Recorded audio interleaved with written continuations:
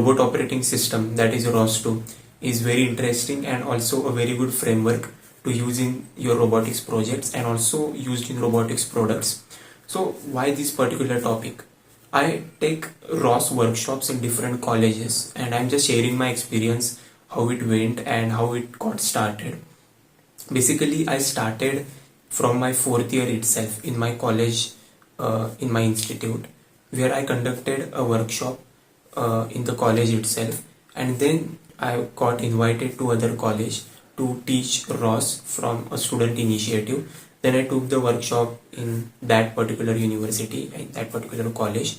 Then again I was approached to a different college. I conducted a workshop there. So likewise my robot operating system, that is ROS journey, went on and I got really interested in that particular thing. First of all, I also worked as a robotics educator for school students in my college days. Actually, I was not very interested in the teaching domain, but I like to interact. I don't like to teach, but I like to interact. So that's my motive. So through these workshops, I get a chance to interact with the student community as well. What are their challenges, how they are facing it, and what are their interests, and all those things. Like I get a chance to interact with the students and the people out there, solve their doubts. And it's not about teaching, but it's about interaction and building a community. So that's why I take ROS workshops, and currently also I conduct ROS workshops, likewise how it goes. And also this is a kind of vlog, one of the vlog which I made some months ago, or else it might be many months ago.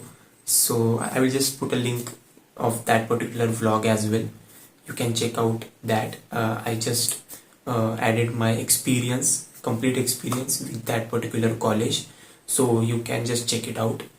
And this was my overall experience with the ROS workshops. I just enjoy the work I do, so that's my only motive to conduct the workshops in the colleges. So yeah, I hope you enjoyed the video and liked it. We will meet in the next video. Till then, grow, learn and explore together.